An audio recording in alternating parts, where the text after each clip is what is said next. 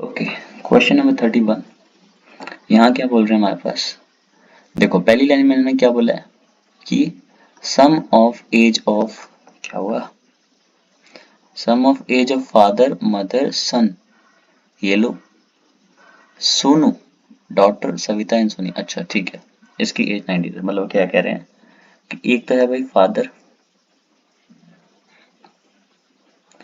एक तो भैया है फादर, फिर कौन है, मदर है, फिर है सोनू, सन सोनू, सन का नाम सोनू है, दो लोग नहीं हो, सन और सोनू अलग नहीं है, एक ही है।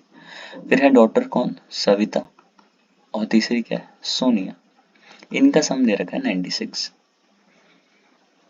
ओके, मैं ऐसा करता हूँ, इसको थोड़ा नीचे लिखता हूँ।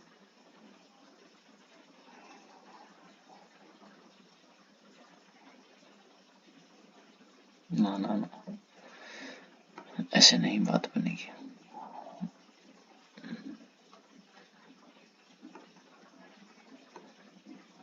ठीक है, क्या इसमें ऐसा वाला सिस्टम है क्या?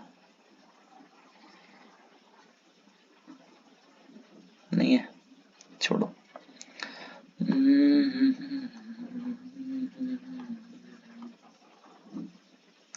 चलो ऐसे ही करना पड़ेगा, इसको मुझे लिखना पड़ेगा ना। अरे भाई साहब, क्यों नहीं तुम अब बात मानते हो? रुको,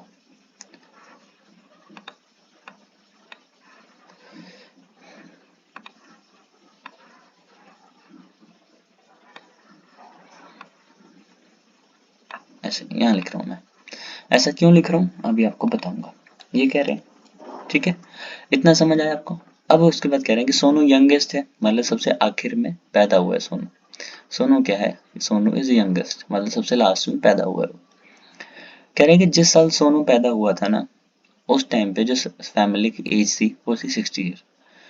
ठीक है, अब मान लो जिस टाइम सोनू पैदा हुआ है तो उस टाइम तो एज उसकी 0 होगी ना। मान लो सोनू कहीं यहाँ पे बॉर्न हुआ है, थोड़ा कुछ साल पहले यहाँ पे बॉर्न हुआ है, तो उस टाइम जब सोनू बॉर्न हुआ रहेगा उससे पहले कौन होंगे?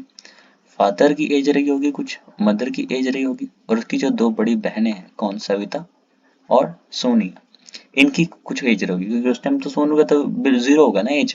तो उस टाइम देख कह रहे हैं कि उनकी एज का सम था 66। दूसरी बात क्या कह रहे हैं, और ये कह रहे हैं कि फादर्स एज, अब जो है ना फादर की एज क्या है, 6 टाइम है सोनू की प्रेजेंट एज की। ठीक है, तो लिख देते हैं भाई कि जो फादर की एज है ना, अगर मान लो सोनू मेरा आज x ईयर का है तो फादर की आज है 6x। ये प्रेजेंट की बात कर रहे हैं, ठीक है। और आपसे पूछा है कि फादर की एज 12 साल बताओ, मतलब आज अगर 6x है तो 12 साल बाद फादर की एज क्या होगी। इतना आसान सा क्वेश्चन है, लेकिन अब यहाँ पे ध्यान से सुनना। अच्छा मान लो यहाँ पे बॉर्न हुआ है ये, और ये आज प्रेजेंट की बात हो रही है, तो मतलब ये पास्ट है बिल्कुल, है ना। ये पास्ट की बात है और ये प्रेजेंट की बात है, तो पास्ट की बात है तो यानी सबकी एज कुछ ना कुछ बड़ी होगी, है ना, पहले कुछ रही होगी, कुछ ना कुछ यहाँ कुछ एज रही होगी, और अब कुछ एज सबकी कुछ ना कुछ बढ़ गई होगी। ठीक है, तो अब बात करें यहाँ पे, तो यहाँ से यहाँ देखें कितनी एज बढ़ी है, तो इनकी बढ़ी है 6 में से 0 3, 30 एज बढ़ी है। तो ये 30 किसकी एज बढ़ी है भाई, तो ये सम में इंक्रीमेंट है, मतलब इसकी एज इसकी एज इसकी एज सबकी एज में ऐड करूं, और यहाँ पे सबकी एज ऐड करूं, उनका सम में डिफरेंस 38 है। क्यों 30 है, क्योंकि सबकी एज कुछ ना कुछ बढ़ी है। जैसे अगर मान लो आज किसी की एज उम्र 16 है और किसी की 18 है, इजी ले लेते हैं, ठीक है। जैसे एक के 10 है, एक की 20 एज है, तो टोटल आज कितनी है 30। और मैं बोल रहा हूँ इनकी आगे जाके उम्र कितनी होगी, मान लो 32 होगी। तो आपको क्या कितने कितने साल का डिफरेंस इंक्रीज हुआ होगा, बेसिकली अगर ये 11 हुआ होगा और ये 21 हुआ होगा, तभी तो साल इनका सम 32 है। मतलब जितने का इंक्रीमेंट है ना, यहाँ पे 2 का इंक्रीमेंट है, वो सबको क्या कर दो यहाँ पे इक्वली बांट दो एजेस में। तो यहाँ पे 30 का इंक्रीमेंट है। कितने लोग हैं यहाँ पे, 1 2 3 4 5, मतलब सबकी एज कितनी बड़ी होगी, खुद बताओ, 6 साल बड़ी होगी। यानी इसकी 6 साल बढ़ गई, इसकी 6 साल बढ़ गई, इसकी 6 साल, इसकी 6 साल और इसकी 6 साल।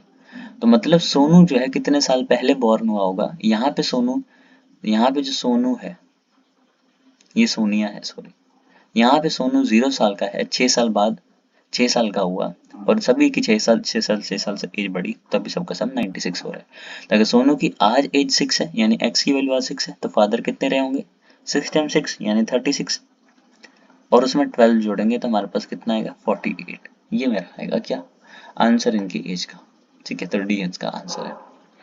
नेक्स्ट अपने को करना है, ठीक है,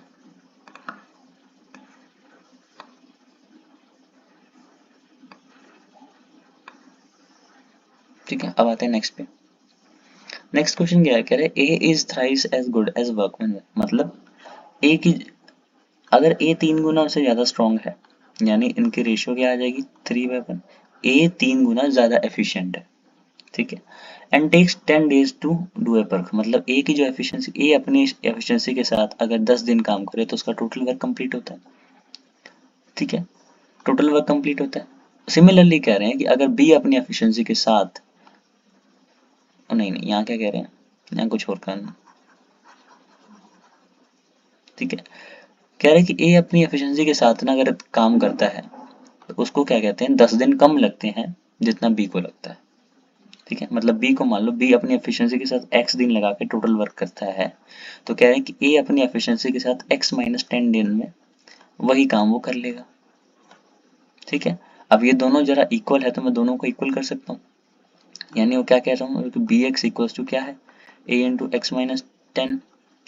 पी की वैल्यू क्या लिख दो आप, 3 लिख लो, 3x, और ए की वैल्यू, ओ सॉरी, ए की 1 लिखो, बी की ए की 3, बी की 1 है, ए 1 है, बी 3 है, हटो ए 1,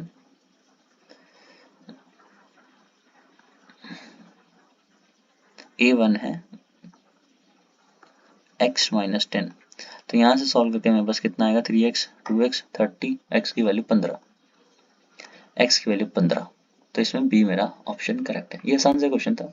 नेक्स्ट आते हैं, ये आया तगड़ा सा क्वेश्चन, थोड़ा सा बड़ा ही डेंजर क्वेश्चन, ठीक है, वेन डायग्राम वाले बड़े क्वेश्चन घटिया पूछते हैं लोग,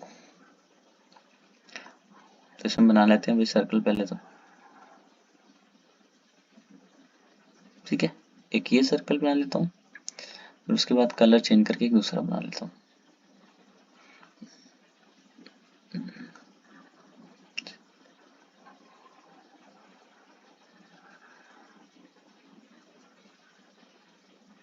ठीक है। अब यहाँ पे नेमिंग कर देता हूँ भाई साहब, ये क्या है, एक बैडमिंटन वाला है गोला, एक बैडमिंटन का है, और एक कौन सा है, टेनिस का, ठीक है, टेनिस का एक गोला है। अब पहली लाइन में क्या कह रहे हैं कि 85 चिल्ड्रन है, मतलब इन दोनों के अंदर कितने चिल्ड्रन है भाई, इन दोनों के अंदर है 8500 चिल्ड्रन, 85 चिल्ड्रन दोनों को मिला के। अब देखना ये बड़ी कंफ्यूजिंग लाइन लिखी है, ध्यान से देखना, जो टोटल नंबर ऑफ गर्ल्स है ना वो 70% है टोटल नंबर ऑफ बॉयज के, मतलब जो गर्ल्स है वो क्या है, 70% है किसके, बॉयज के। तो यहाँ से मेरे पास गर्ल्स और बॉयज का रेशो कितना आया, मेरे पास आया 7/10। यहाँ से सम कितना बन रहा है इनका 17, लेकिन क्वेश्चन कह रहा है टोटल स्टूडेंट कितने हैं 85, यानी 17 की वैल्यू 85, यहाँ लिख देता हूँ, 17 की वैल्यू 85, तो 1 की वैल्यू कितनी 5, तो गर्ल्स कितनी होगी, गर्ल्स वहाँ रेशियो के अकॉर्डिंग कितनी है, रेशियो के अकॉर्डिंग है 7, तो यानी गर्ल्स कितनी हुई मेरी 7 इंटू 5 दैट इज 35, और बॉयज कितने हुए मेरे 7 इंटू कितने, नहीं 10 इंटू 5, 10 इंटू 5 यानी 50 हुए मेरे पास, ठीक है। तो गर्ल्स मेरे कितने आगे वो मैं लिख लेता हूँ यहाँ पे, और बॉयज कितने आगे वो भी मैं लिख लेता हूँ। गर्ल्स मेरे पास कितनी है, गर्ल्स मेरे पास है कितनी 35, और बॉयज कितने मेरे पास 50। अच्छा, अब आगे आगे धीरे धीरे हम चीजों को क्रैक करते हुए जाते हैं। Number of boys playing only, only बोला है, सिर्फ बैडमिंटन, वो 50% है। सिर्फ बैडमिंटन वाले कौन से रीजन में आएंगे, ये वाला, इतना वाला रीजन, यहाँ से लेके मतलब इस ग्रीन लाइन से इधर वाला, ये वाला जो डैश वाला एरिया ना, ये वाले, ये वाले, ठीक है। तो इसमें लिख देता हूँ मैं, इसमें कुछ, इसमें देखो, इसमें जो खेलने वाले होंगे इसमें भी कुछ बॉयज प्लस गर्ल्स खेल रहे होंगे, है ना, कुछ सिर्फ बैडमिंटन बॉयज खेल रहे होंगे, कुछ सिर्फ गर्ल्स, यहाँ पे भी कुछ बॉयज और गर्ल्स खेल रहे होंगे, और इसमें भी कुछ बॉयज और गर्ल्स खेल रहे होंगे, है ना। ऐसा कहीं लिखा तो है नहीं कि सिर्फ बॉयज बैडमिंटन खेले या सिर्फ गर्ल्स। अब कह रहे हैं कि जो बॉयज है ना ये कौन सा रीजन है? ये ओनली वाला रीजन है। ये ओनली वाला रीजन है जिसमें सिर्फ बॉयज और गर्ल्स सिर्फ बैडमिंटन खेलेंगे। इसमें दोनों गेम खेल रहे हैं। इसमें क्या है? इसमें सिर्फ टेनिस खेल रहे हैं लोग। तब कह रहे हैं कि जो बॉयज है ना ओनली 50% है। ये बैडमिंटन के केस में ओनली बॉयज, क्या लिख रहा हूं मैं? ऐसे नहीं, बॉयज कौन से वाले boys? Only badminton. Only badminton कितने हैं? वो बोला ना 50%, यानी 1/2। किसके 1/2? Number of boys. कितने नंबर ऑफ बॉयज है हमारे पास टोटल? 50। इसके खेल रहे हो यानी 25। यानी इसके अंदर जो मेरे पास बॉयज है ना, यहाँ पे लिख लेता हूँ मैं, 10। इसके अंदर जो बॉयज है ना मेरे, वो 25 है, ओनली बैडमिंटन वाले। सिमिलरली आगे क्या बोला इन्होंने? Number of boys and total number of boys playing badminton is, देखो यहाँ पे क्या हो गया, total number of boys playing badminton is 60%। अच्छा बैडमिंटन में टोटल नंबर ऑफ बॉयज कितने आएंगे? ये जो येलो वाला सर्कल है ना, ये जो येलो वाला सर्कल है, ये रिप्रेजेंट कर रहा है कौन सा? वो सभी बॉयज जो बैडमिंटन खेल रहे हैं, मतलब बैडमिंटन भी खेल रहे हैं, बैडमिंटन और टेनिस भी खेल रहे हैं, वो वाले बॉयज की बात कर रहे हैं। ठीक है, तो ये क्या कह रहे हैं? बॉयज कौन से वाले बॉयज?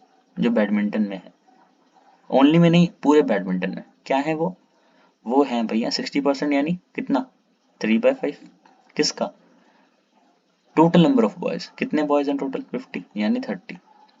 यानी इसके अंदर जो बॉयज एंड गर्ल्स है ना, इस येलो वाले में भी टोटल बॉयज एंड गर्ल्स होंगे, इस ग्रीन वाले में भी टोटल बॉयज एंड गर्ल्स कुछ होंगे। तो इसके अंदर बॉयज कितने हैं? इसके अंदर बॉयज हैं 30। ठीक है, अब अच्छा अब ये बताओ, ध्यान से बताओ,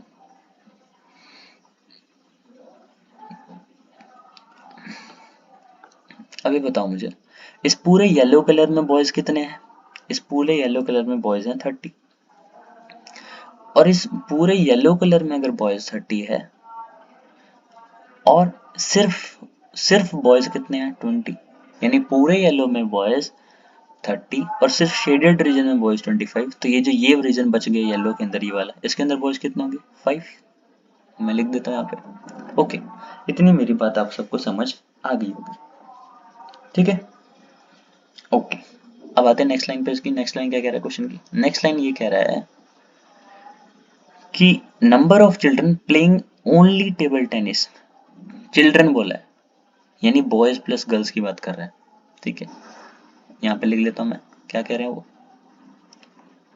boys plus girls only, only क्या? टेनिस।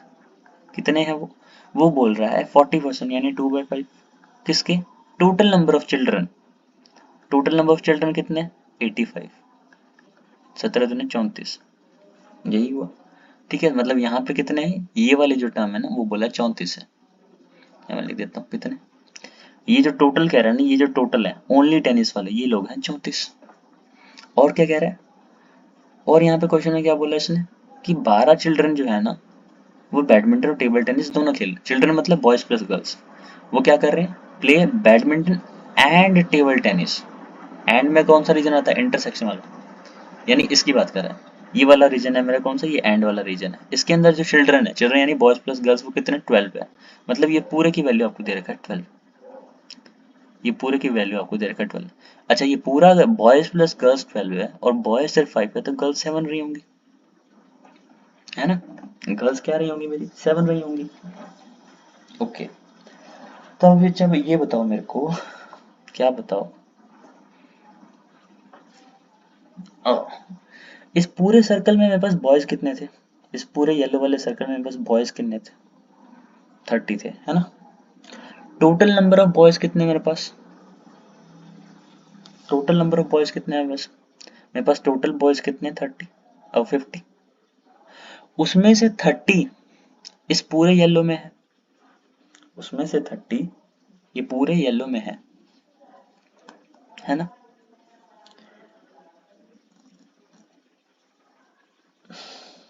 एक मिनट,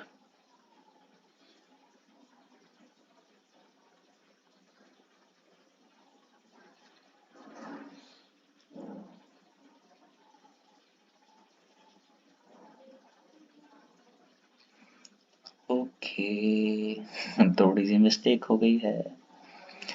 थोड़ी सी मिस्टेक हो गई है यहाँ पे। क्या मिस्टेक हुई है भाई साहब?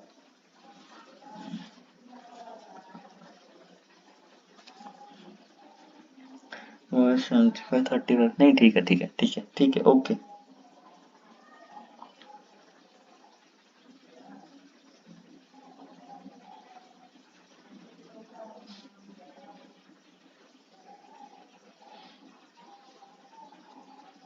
मुझे निकालना क्या है? अब ये सब हो गया मेरे पास। अब मुझे निकालना क्या है? Number of girls playing only badminton. Only badminton मतलब मुझे निकालना है ये वाली चीज। इसकी वैल्यू मेरे को चाहिए। यहाँ पे जो गर्ल्स है ना, इसकी वैल्यू चाहिए। ओके, ठीक है। अब बात करते हैं यहाँ पे 65 और 70, 50। 50 में से अगर मैं 30 निकालता हूँ, बचते हैं 20। 20 बचते हैं 14 गर्ल्स।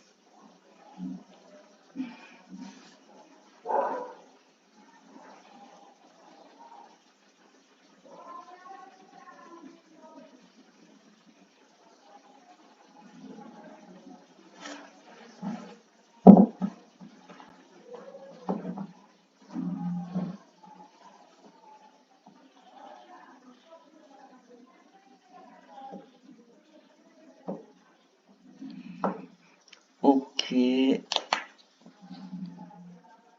7।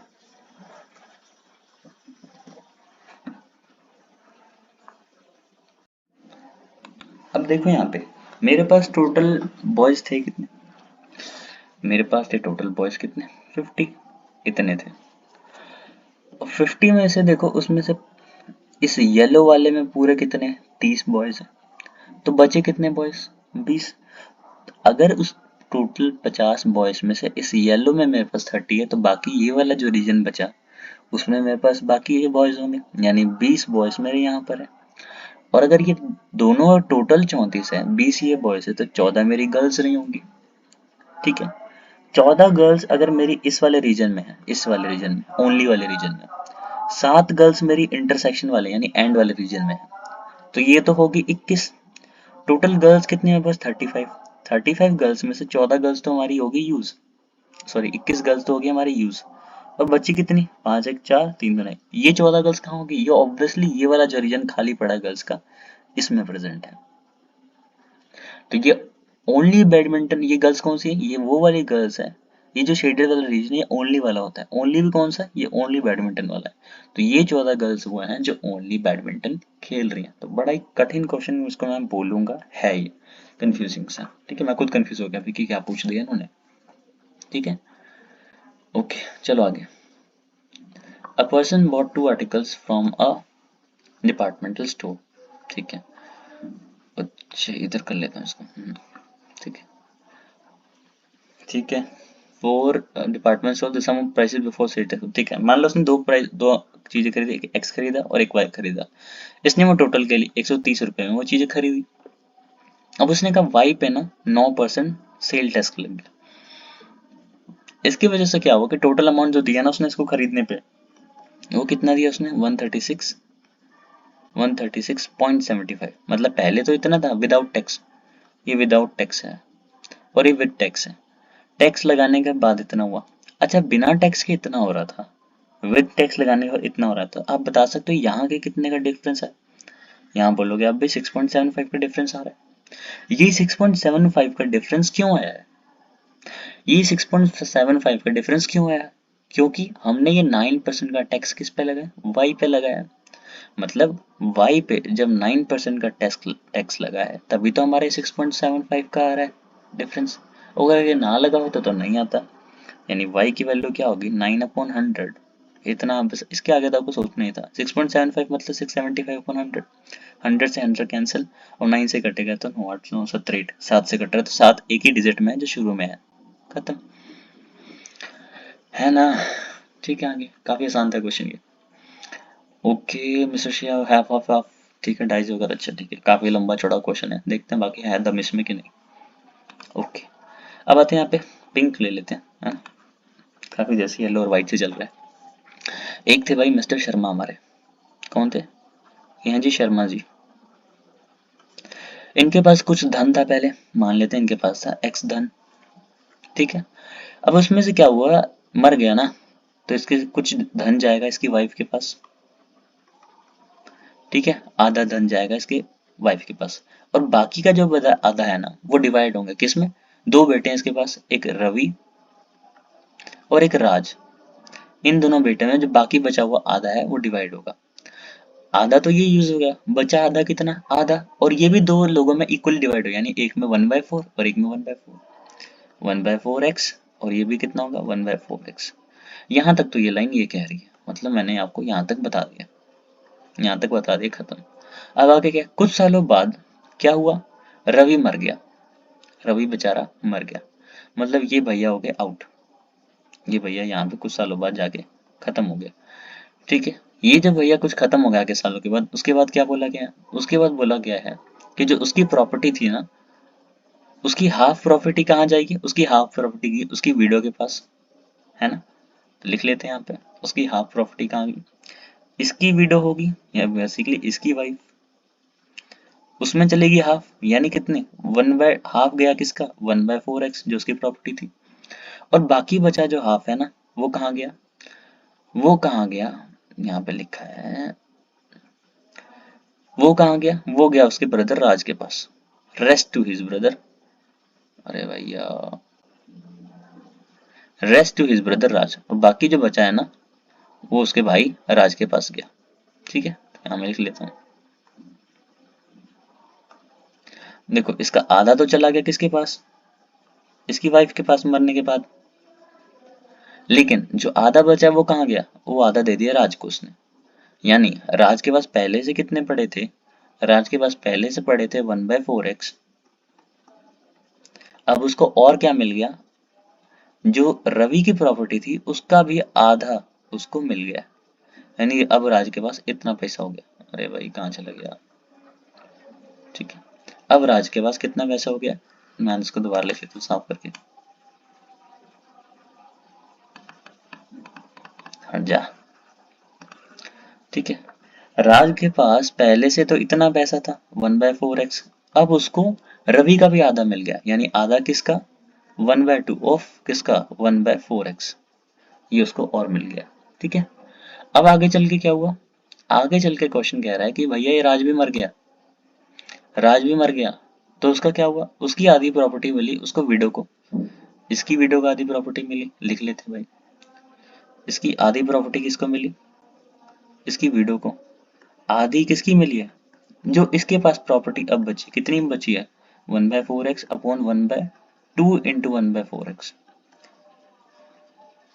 इसका आधा मिला इसकी विडो को, और बाकी जो बच गया ना वो किसको मिला है, वो किसको मिला है, हिज विडो को मिल गया, और बाकी जो बचा है ना रिमेनिंग टू हिज मदर, ये लाइन बड़ी तगड़ी डाली है, रिमेनिंग टू हिज मदर, इसका आधा तो दे दिया उसने, है ना, इतना अमाउंट था उसके पास पहले से, इसका आधा उसने अपनी बीवी को दे दिया, लेकिन जो इसका आधा और बचा है ना वो उसने दिया अपनी मम्मी को। इसकी मम्मी कौन है, इसके पापा की बीवी, इसका पापा कौन है, शर्मा, शर्मा ही तो इसका पापा है, और इसकी मम्मी कौन होगी, शर्मा की बीवी, यानी ये इसकी बीवी, शर्मा की बीवी ही इसकी मदर है, यानी शर्मा की बीवी के पास अब कितना पैसा है, पहले शर्मा की बीवी के पास इतना पैसा था, अब क्या हुआ, मरने के बाद इसने आधा अपनी विडो को दिया, और इसका जो आधा बचा है ना वो अपनी माँ को दे दिया, यानी इतना और दे दिया, 1/4x प्लस 1/8x, इतना दे दिया अपनी माँ को। तब कह रहे हैं ना कि अब इसकी माँ के पास जो पैसे बचे हैं ना वो है कितने, 88,000। बड़ा ही प्यारा क्वेश्चन, तो इसको सॉल्व करेंगे तो कितना आएगा, तो 1/2x यहाँ पे, और इसको सॉल्व करूंगा तो ये 1/8x, और ये बनेगा 1/16x इक्वल्स टू 88,000। तो ये मेरा सॉल्व करके आएगा 16, याद रखिए 8 3 11 ऊपर 8000 और नीचे 16 8 128, x की वैल्यू यहाँ पे आ रही है 128, ठीक है, x की वैल्यू आ रही है यहाँ पर, ये सॉल्व करके ये मेरा आंसर आएगा, ठीक है। तो वेट करना नेक्स्ट पार्ट वीडियो का, तब तक के लिए बाय।